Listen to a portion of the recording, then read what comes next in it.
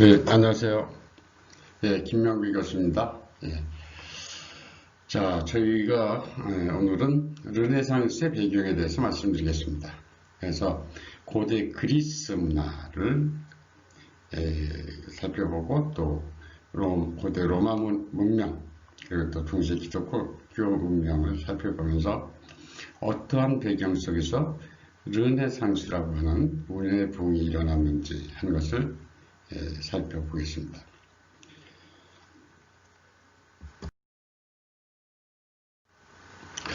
우선 그 그리스 문화를 보면 그리스에서의 그 최고 인간상을 오디세우스로 꼽있죠. 최고 인간상은 오디세우스. 바로 무엇이냐면 목적의식, 또 자유의지를 인간의 특권적인 재능으로 보고 있다는 거죠. 자유의지. 논리학이나 과학이나 수리 능력 이런 능력이 아니라 자유의지. 논리를 뛰어넘어서 과학을 뛰어넘어서 그죠? 법과 도덕을 뛰어넘어서 자신의 세계를 개척하고 그 세계를 만들어가는 자. 자유의지로 모든 걸 할 수 있다는 것이죠. 그래서 인간은 자신의 자아를 설계하고 창조할 수 있는 인격 체로가 된다는 거죠. 자신의 자아를 설계한다.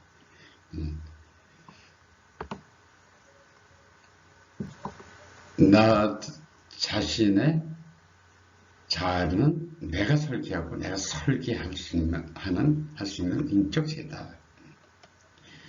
경외와 발견의 신세계를 늘 꿈꾸고 상상하면서 자신의 정체성을 창조하기 위해서 창조적으로 자유의지를 사용할 수 있는 자로 정의되고 있다는 것이죠. 자신의 정체성을 창조하라. 이런 얘기죠. 그래서 자신의 정체성을 창조하라. 그래서 창조하기 위해서 자신의 정체성을 창조하기 위해서 자유의지를 마음껏 사용하라. 그래서 경이로운 멋진 신세계를 스스로 만들어 가라는 거죠. 이것이 그리스인들의 인간에 대한 최고의 가치, 최고의 인간상, 이 바로 오디세우스라고 하는 인물의 바로 이런 인간의 자유의지가 나타난다는 것이죠.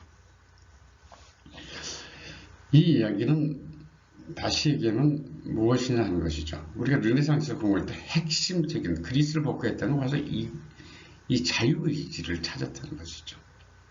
그래서 자유의지를 찾고 자신의 정체성을 창조하기 위해서 자유의지를 사용해서 새로운 신세계를 만든 자들이 바로 르네상스의 천재들이라는 거죠. 이것이 아주 르네상스의 핵심적인 얘기입니다. 그런데 이 이야기는 무슨 이야기냐 하면은 쑥 테스형의 이야기죠. 테스형. 너 자신을 알라. 너 자신을 알라는 거죠. 이것이 모든 철학의 끝이에요. 시작이자 끝. 결국은 무엇을 하라는 거죠? 너 자신을 알라는 게 뭐야? 너의 정체성을 너의 자유의지로 창조하라는 얘기죠. 이것이 인간의 최고의 가치다.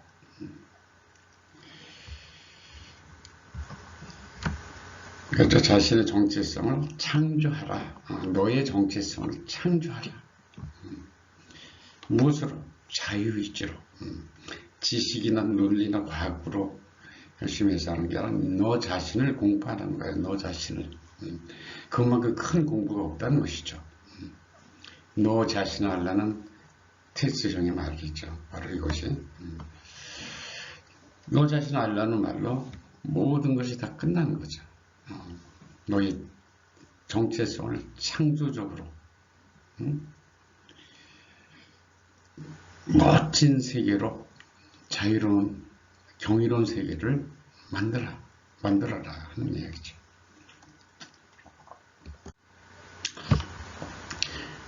그리스인들의 창조성, 창조, 인간은 자신의 정체성을 창조하는 것이죠. 그죠? 인간은 모든 것이 가능한 것이죠. 불가능은 없는 거죠. 자신의 꿈과 상상력은 다 이루어진다. 무엇으로? 자신의 자유의지로. 열심히 공부해서 지식으로 이루어지는 게 아니죠. 자유의지. 그래서 너의 꿈과 너희 자신이 내 욕망과 욕구를 찾아서 그 찾는 것을 꿈이라 그러죠. 꿈. 그래서 모든 상상력을 다해서 너의 정체성을 찾아라. 그래서 창조적으로 살아라 하는 것이죠. 바로 그리스인들의 창조성. 그리스인들은 문화의 창조에 기여하도록 여가를 소비하였다. 여가가 중요하죠. 여가는 뭐 하는 시간이죠? 자유시간이죠. 그 자유시간은 뭐죠? 내가 가장 행복하고 내가 하고 싶은 것을 하는 시간이죠. 자, 이를 활용하는 능력을 전생의 최고의 영광으로 간주하였다는 것이죠. 자신의 자유를 만끽하는 것. 그리스인의 여가는 자유시간의 의미 이상의 자기수양, 그죠? 셀프 컬티베이션. 나를 잡고, 경작하고, 갈고 닦고, 나를 개발시키는 것. 자아 개발. 그리고 스쿨링. 여가 생활하는 것. 학교 다니는 것. 학교 다니는 것이 뭡니까? 스쿨. 여가 생활하는 것이죠. 스쿨이라고 하는 말은 그리스의 스콜레, 여가라고 하는 뜻이에요. 그래서 스쿨링, 학교 다니는 거는 뭐야? 여가 생활을 즐기는 거죠. 자유시간에. 무엇을 위해서? 나 자신을 찾고 나를 개발시키고 교양과 건강하고 행복한 인간으로 되도록 하는 것. 이것이 학교에서 하는 것이죠. 스쿨링, 여가 생활을 즐기는 것이죠.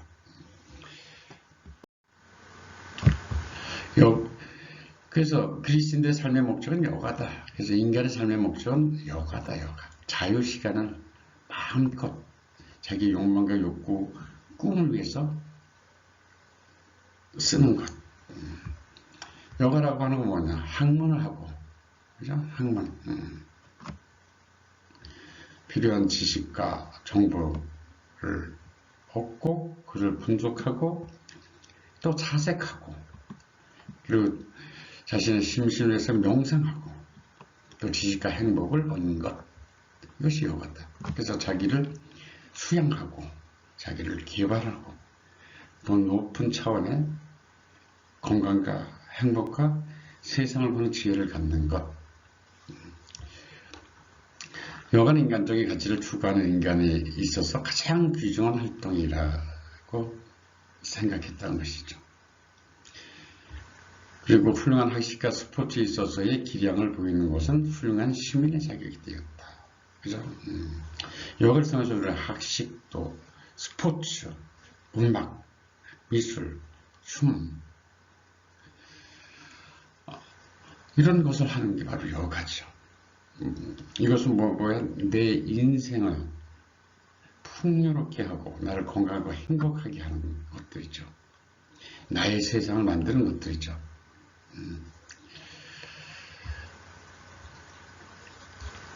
그래서 여가를 삶의 목적으로 봤다. 여가라고 하는 자기 수양의 시간이죠. 결국 가장 중요한 건 뭐예요? 자유죠. 자유.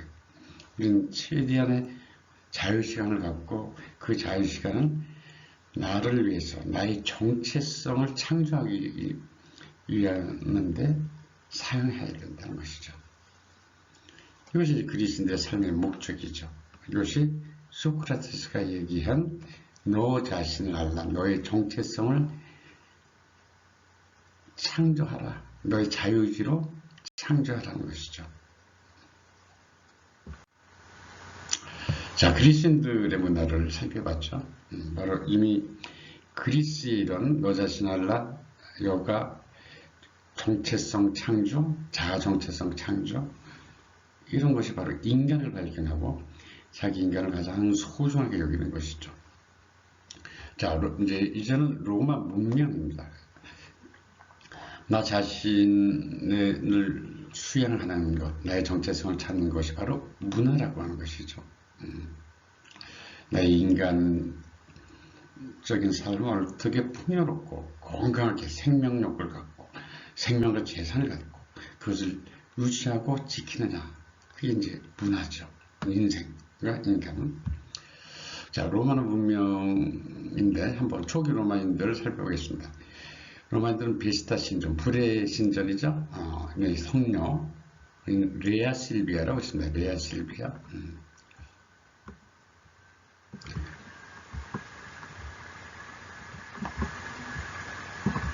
레아 실비아.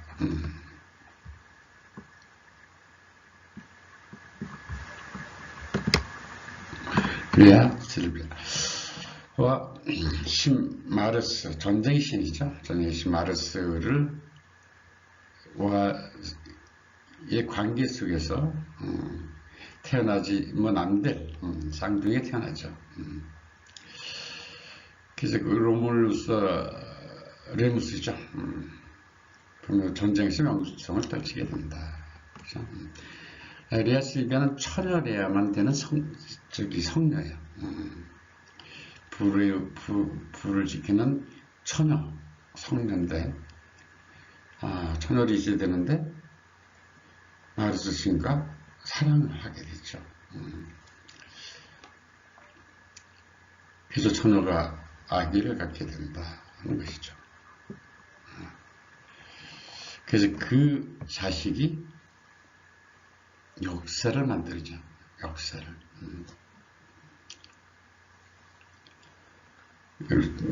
로마의 천년의 역사를 바로 이런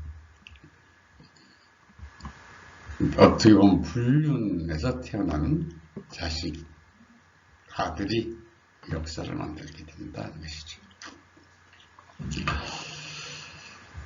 초기 로마에는 소박하고 극렬하며 가정적이고 실용적인 농업과 목축 민족이었다 하는 것이죠.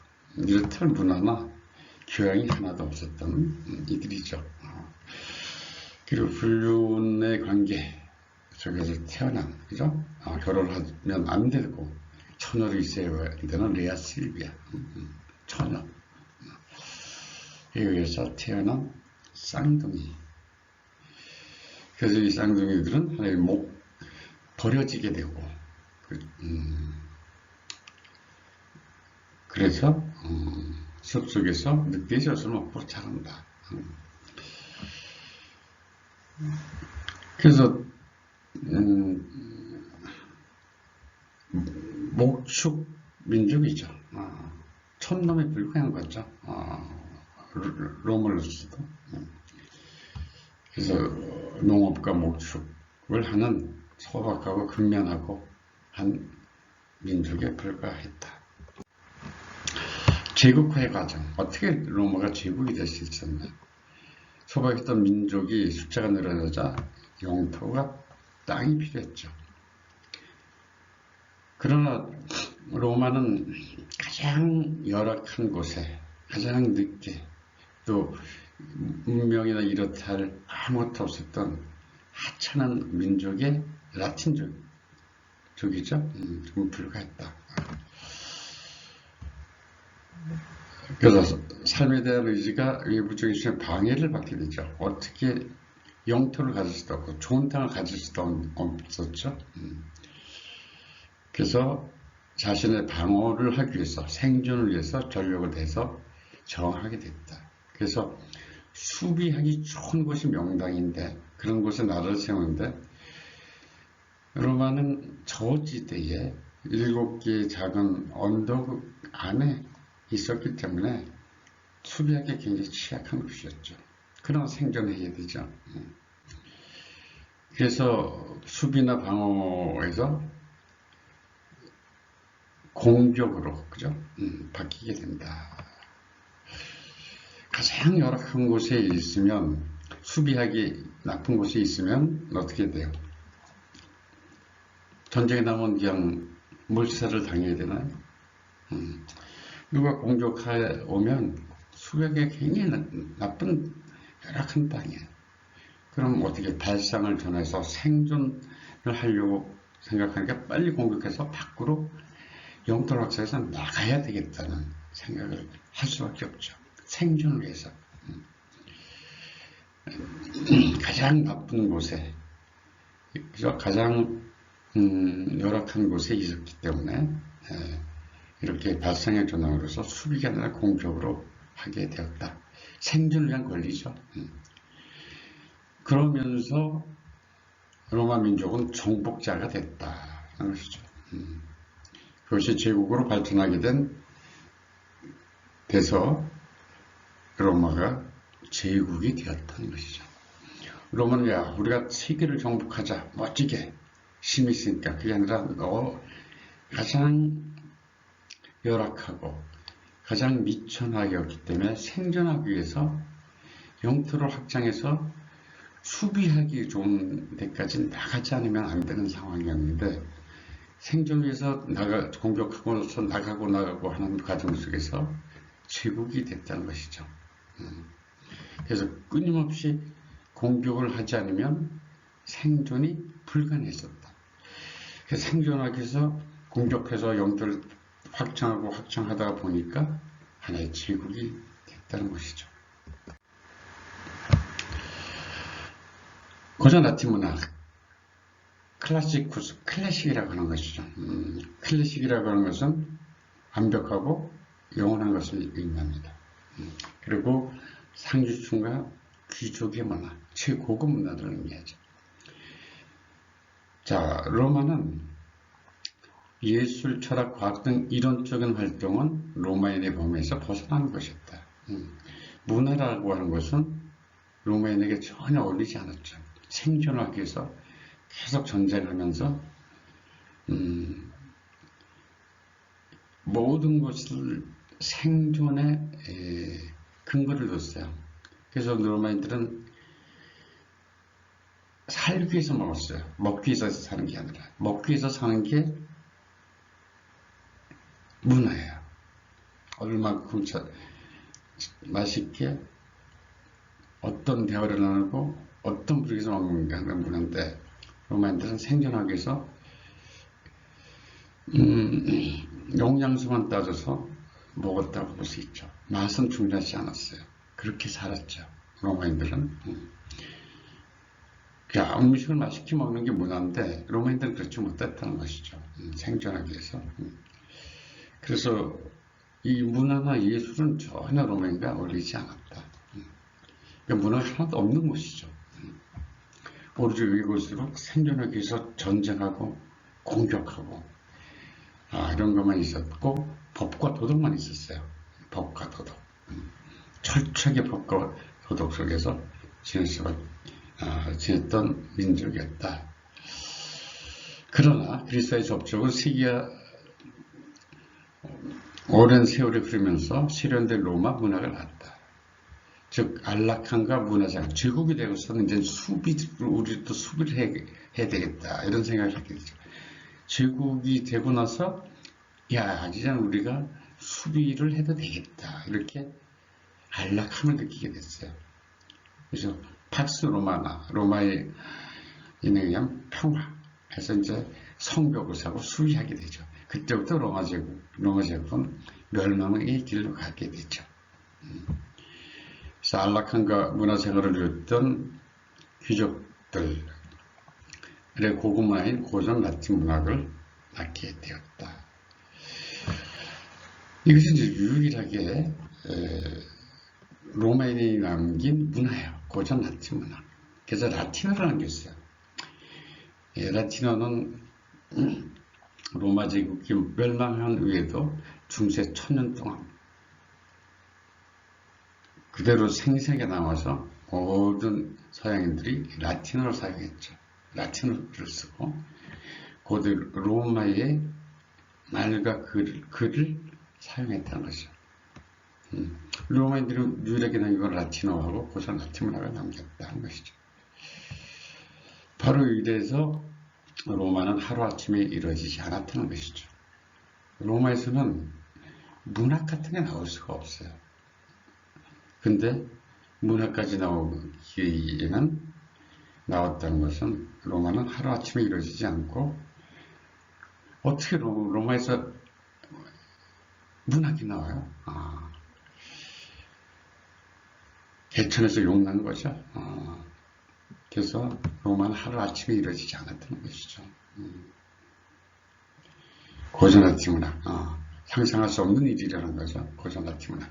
이것이 로마 제국의 인류에 남긴 유일한 거예요. 바로 이것 때문에 우리가 로마를 기억하는 것이 세계를 정복한 제국이기 때문에 기억하는 게 아니에요. 고전아티 문학. 그래서 지금도 생생하게 로마 문명과 라틴어와 문학이 살아있다는 것이죠. 로마 제국이 멸망하게 되죠. 그 이후로 기독교에 의한 새로운 가치관이 생기게 된다. 이제 로마인이 아니라 로마인들이 야만인으로 봤던 로마법에 따르지 않았던 야만족이 침입해서 이제 기름한